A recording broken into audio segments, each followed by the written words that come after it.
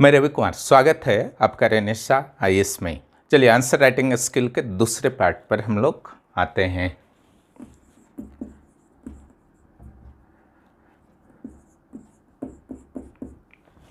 यह बहुत महत्वपूर्ण सेशन है आप लोगों के लिए। आंसर राइटिंग ही एक ऐसी समस्या है जिसके कारण आपके सिविल सेवा की 99 पर जो प्रीलिम्स क्रॉस कर जाते हैं उनमें 99% असफलताएँ गलत आंसर राइटिंग के तरीके के कारण होते हैं, है ना। हालांकि आंसर राइटिंग के पीछे बहुत सारे चीज़ होते हैं जिसमें कंटेंट, अच्छे कंटेंट भी शामिल होते हैं, लेकिन सब कुछ रहने के बावजूद आंसर राइटिंग की स्किल अगर नहीं होती है तो रिजल्ट की संभावनाएं क्षीण हो जाती है।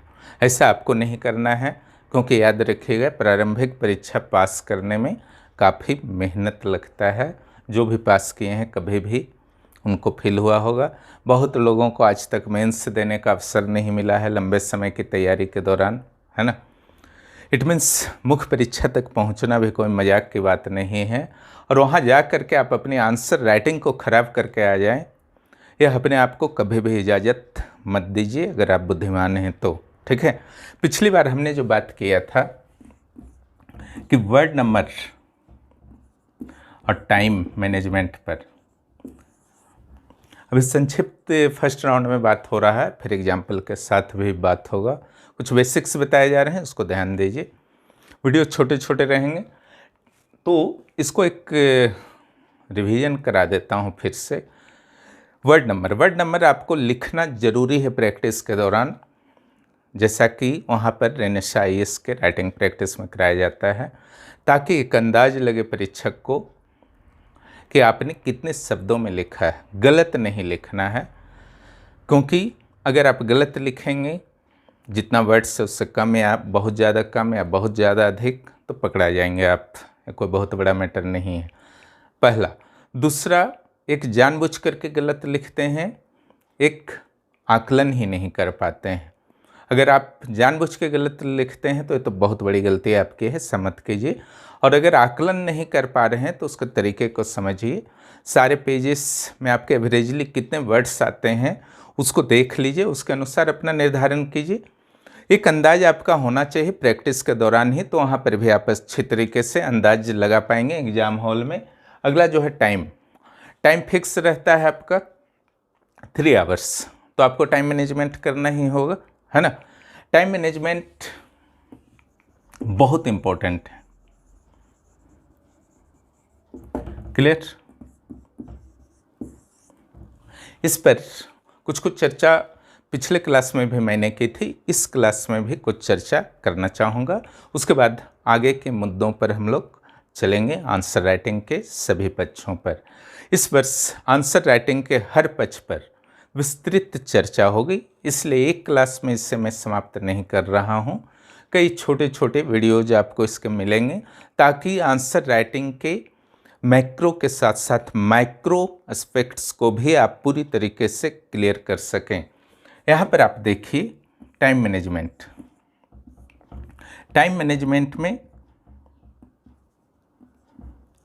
इंटरवैलेंस के साथ साथ इंट्रावैलेंस दोनों जरूरी है। इन दोनों में डिफरेंस क्या है, देखिए। ये आपका जो सिंपल आप जानते हैं 3 आवर्स में हमको 4 क्वेश्चंस लिखने हैं, और साइंस में 5 क्वेश्चन लिखना है। बाकी तो ऑब्जेक्टिव आपके हैं ही, उसके लिए 20 मिनट साइड कीजिए। इट मीन्स 160 मिनट्स आपके पास उपलब्ध हैं। अब अगर आप 3 आवर्स में 4 क्वेश्चन लिखना है तो मैं जनरली 35 to 40 मिनट्स देता हूं। अगर 40 मिनट्स के अंदर आप लिखते हैं तो आप सुरक्षित हैं। History, geography and public administration, polity and economics, इन सारे सब्जेक्ट्स में आप सेफ हैं, क्लियर। साइंस में अगर आप 30 से 35 मिनट्स से 32 मिनट्स के बीच आप लिख देते हैं आंसर एक क्वेश्चंस का, तो वहाँ तो आपको 600 क्रॉस ही नहीं करना है, 550 शब्द के आसपास में लिखिए, तो वहाँ पर भी आप सेफ हैं, क्लियर। तो ये हुआ आपका कि 3 आवर्स में आप सारे क्वेश्चंस लिख करके आ रहे हैं। इसको कहा गया इंट्रावैलेंस। ठीक, क्लियर। ये हुआ इंटरवैलेंस। से पूरे पेपर्स के अंदर होता है यह कंसेप्ट, और ये जो होता है क्वेश्चन के अंदर होता है। क्लियर। एक क्वेश्चन जो होता है उसके अगर ध्यान से पढ़िएगा तो बहुत सारे पहलू होते हैं।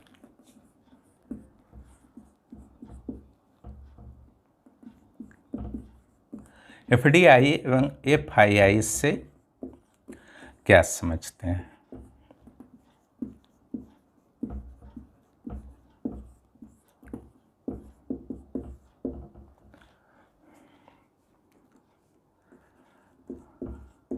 दोनों के बीच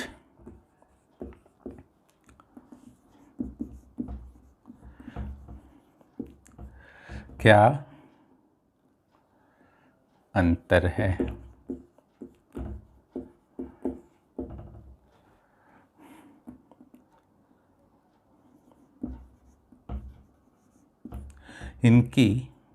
इनका रैंडम ले रहा हूं क्वेश्चन। भारतीय अर्थव्यवस्था, इंडियन इकोनॉमी के संदर्भ में क्या है?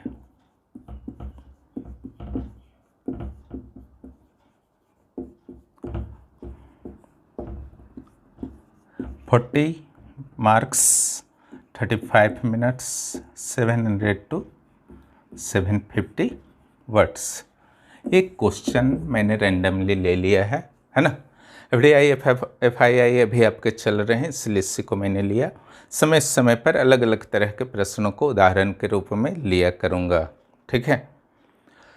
अभी भूमिका निष्कर्ष पर भी भविष्य में अलग अलग क्लासेस में चर्चा होंगे, अभी वो हमारा मुद्दा नहीं है ना। अभी जो बात हो रही है इंटरवैलेंसेस की, टाइम मैनेजमेंट। क्लियर। अब यहाँ पर आपका तो कंबाइंड लिखा हुआ है 40 मार्क्स का, 35 मिनट्स हमने दिए आपको, है ना। क्वेश्चन को ध्यान से पढ़िए। क्वेश्चंस अगर देखिए तो पहला पार्ट ये है, क्या समझते हैं, इसको डिफाइन करना है। दोनों के बीच क्या अंतर है, ये दूसरा पार्ट हो गया। इनका महत्व इंडियन इकोनॉमी के संदर्भ में क्या है, ये तीसरा पार्ट हो गया। टोटल अगर आप प्रैक्टिस किए हुए हैं पहले से भरपूर, तो दिमाग में आपका आ गया कि टोटल इस प्रश्न के 3 पार्ट्स हैं। 3 स्पष्ट पार्ट में आपके उत्तर होने चाहिए। एकदम सिंपल है कि 3 पार्ट में आपके आंसर होने चाहिए। आप पहले क्या करेंगे, इंट्रो लिखेंगे।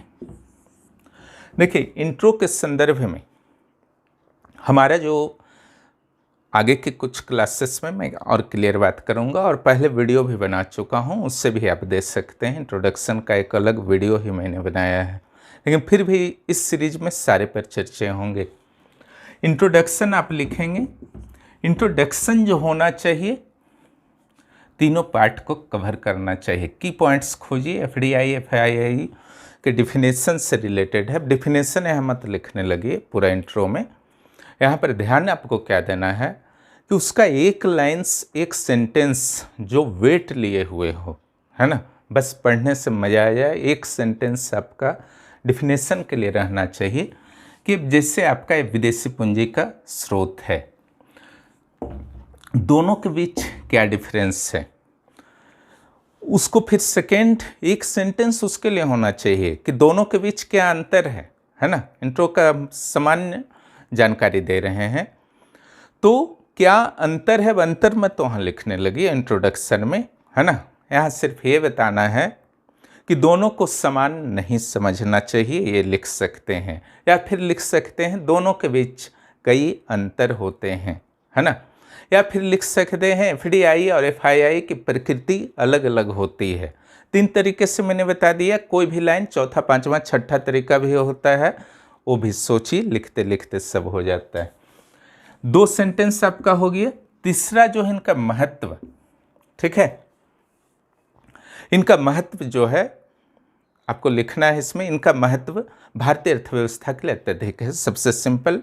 उसके अलावा लिख सकते हैं 1991 के बाद विदेशी पूंजी के रूप में एफडीआई और एफआईआई का महत्व बढ़ा है। इसके अलावा आप लिख सकते हैं विदेशी पूंजी के महत्व को कम कर नहीं आंका जा सकता है। इसके अलावा आप लिख सकते हैं कि 1991 के बाद एफडीआई और एफआईआई का महत्व अत्यधिक बढ़ गया है। इसी तरीके से कुछ भी लिख सकते हैं, इंट्रोडक्शन पूरा हो जाएगा।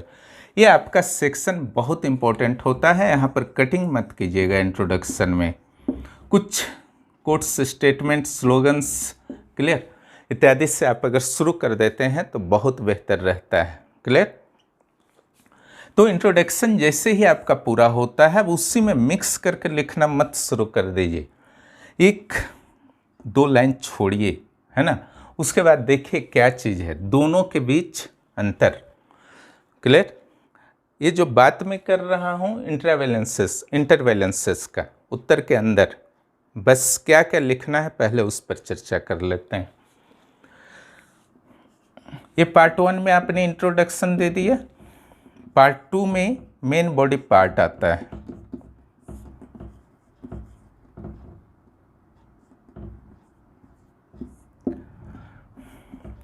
पार्ट 2 का पहला पेज में आपको क्या लिखना है, अंतर।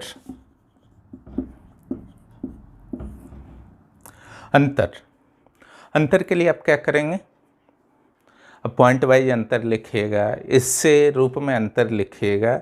भूल जाइए कि सिविल सेवा कभी आप क्लियर करने वाले हैं। अंतर मीन्स अंतर, है ना। अंतर जैसे होगा डिवीजन कीजिए, नॉलेज नहीं है तो फंसिएगा, है ना, फिर ऐसे ही बचता है। जिनका अच्छी तरीके से मेहनत नहीं है उनके लिए एक ही तरीका है, इससे स्टाइल में लिख करके आ जाना। पीटी के मेहनत को सब बर्बाद करके मुख्य परीक्षा के रूम में बर्बाद करके आ जाना। उस 3 घंटा को 3 घंटा मत समझिए, वो 3 घंटा आपके वर्षों के मेहनत के बाद सरकार आयोग प्रदान करती है, और उस 3 घंटा को आप मजाक में लेंगे, है ना। बस पीटी पास कर जाना है, वहाँ 3 घंटा रो धो करके बर्बाद करके आ जाना है, बाहर बोल देना है ठीक गया। इस सब कंसेप्ट को हटाइए जितना जल्द हो सके। क्लियर। ये तरीका है। यहाँ कम से कम आपके 7-8 पॉइंट्स होने चाहिए मिनिमम, कम्पैक्ट। 6-7 पॉइंट तो एकदम लिखिए कम्पैक्ट। अगर आप प्रैक्टिस में 10-15 भी किए हैं तो यहाँ 7-8 में सल्टाइए उसको, आपस में मिक्स करके जो एक टाइप का दिख रहा सारे को एक साथ लिख करके, और तुलना होना चाहिए। यहाँ पर कुछ लिखे हैं, यहाँ पर कुछ और से मुद्दा से लिखे हैं, ये नहीं, है ना। अंतर यहाँ पर है, सॉरी, तुलना नहीं। अब मान लीजिए कि परीक्षक क्वेश्चन सेटर के मन में अंतर की जगह जो था तुलना आ जाता शब्द, कि चलो तुलना दे देते हैं, है ना, तो भी यही लिखिएगा तो गलत हो जाएगा। तुलना मीन्स समानता को भी लिखना है और अंतर को भी लिखना है। क्लियर। उस क्वेश्चन पर नहीं चर्चा कर रहे हैं वे। चलिए, महत्व, ये सेकंड पार्ट 2 का आपका 1 नंबर हो गया। सेकेंड पार्ट में आपको क्या करना है, अंतर हो गया, महत्व लिखिए। महत्व में जितने भी एडवांटेज आपके होते हैं, लाभ क्या है ना, उसी को महत्व के रूप में थोड़ा सा हल्का फुल्का चेंज करके अच्छी तरीके से लिख दीजिए। पॉइंट वाइज भी लिख सकते हैं, बीच में छोटा छोटा पैरा से कनेक्टेड कीजिए। ये नहीं कि लगातार पॉइंट्स लिख रहे हैं तो शुरू से लास्ट तक 15-16 महत्व लिख करके खुश हो गए, उससे मत कीजिए, है ना। 4-5-6 पॉइंट लिखिए, फिर किसी का सन डायग्राम बना दीजिए, कहीं छोटे छोटे पैराग्राफ, हर चीज़ मिक्सिंग कीजिए तो मजबूर हो जाएगा परीक्षक, फिर आपको मार्क्स मिल जाएगा। अंत में पार्ट 2 में आपने पार्ट 2 का 2 पेज था, अंत में जो है आपको कंक्लूजन लिखना जरूरी है।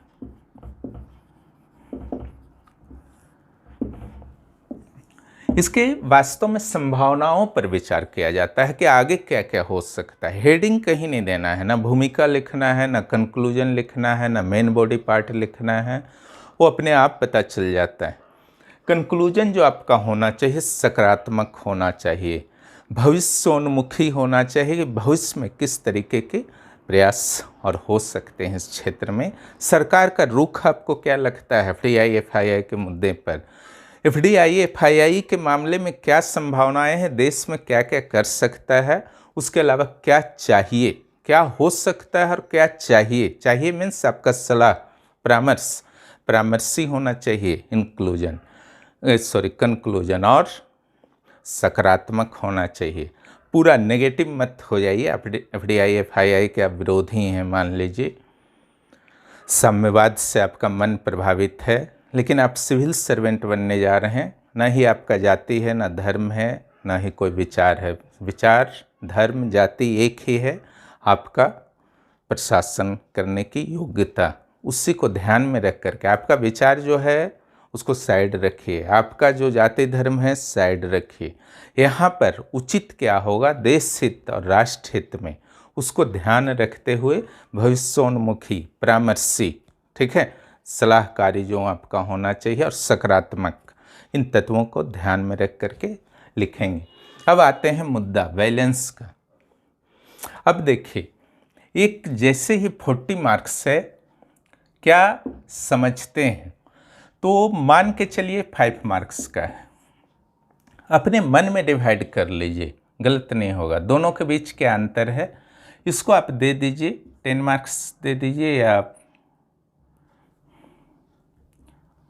कितना बचे हुए हैं 35 ना, 15 मार्क्स दे दीजिए, और इसको 20 मार्क्स दे दीजिए। क्लियर। 5, 15 और 20 में इसको क्या करना है, 3 पार्ट में डिवाइड कर देना है। इट मीन्स इसको शॉर्ट में लिखना है, इसको थोड़ा ज़्यादा लिखना है, और इसको और थोड़ा ज़्यादा लिखना है। क्लियर।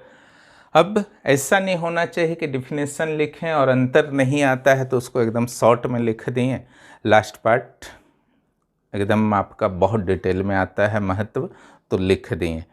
तो ऐसा मत सोचिएगा जैसे कि आप एक क्वेश्चन छोड़ देते हैं तो उसका मार्किंग होता है, नहीं होता है। उसी तरीके से अगर इसके सारे फेजेस को आपने सभी के साथ न्याय नहीं किया है, जस्टिस नहीं किया है, तो अगर आपने 15 मार्क्स अगर मान लेता है, परीक्षक भी हो या आसपास में मानेगा, उस 15 मार्क्स का मार्किंग आपका नहीं होगा। मार्किंग होगा 20 और 5 25 का। बहुत भी अच्छा दिया तो 16-17 दे देगा, बहुत भी अच्छा आप लिख दिए हैं तो। लेकिन 26-25 से ऊपर नहीं आ पाएगा, 26-27 वगैरह नहीं आ पाएगा। तो इन सावधानियों को आपको रखना है। क्लियर। यानी कि जो भी प्रश्न पूछा गया है सिर्फ इस पर जोर मत दीजिए कि सारे प्रश्नों को 40 मिनट्स में हमको पूरा कर लेना है। इस पर भी जोर देना है कि एक प्रश्न के जो अंदर बहुत सारे चीज़ हैं, उन सारे के साथ आप न्याय कर सकें, उचित समय सभी को दे सकें, उचित वर्ड्स सभी को दे सकें, है ना। 40 मिनट में ऐसा नहीं होना चाहिए कि सिर्फ महत्व ही 25 मिनट लिख दिए, उधर 15 मिनट ही लिखें। वर्ड्स से पता चल जाएगा, मार्क्स आपका डाउन हो जाएगा। इन चीज़ों को ध्यान रखिएगा। इन्हीं पर आज चर्चा करना था। अगले पार्ट में कुछ और चर्चा करेंगे। आज उत्तर के अंदर के बारे में बताया गया, कुछ भूमिका के बारे में बताया गया, है ना। ये जारी रहेगा आपका, और कोई भी कन्फ्यूजन इसमें नहीं करना है। कोई भी दिक्कत होगा क्लासेस के दौरान आप पूछ सकते हैं। जो भी इस चैनल पर नए हैं, चैनल को सब्सक्राइब करें, और जो NSIS के पेड ग्रुप से जुड़ना चाहते हैं 9661163344 पर मैसेज करें। धन्यवाद।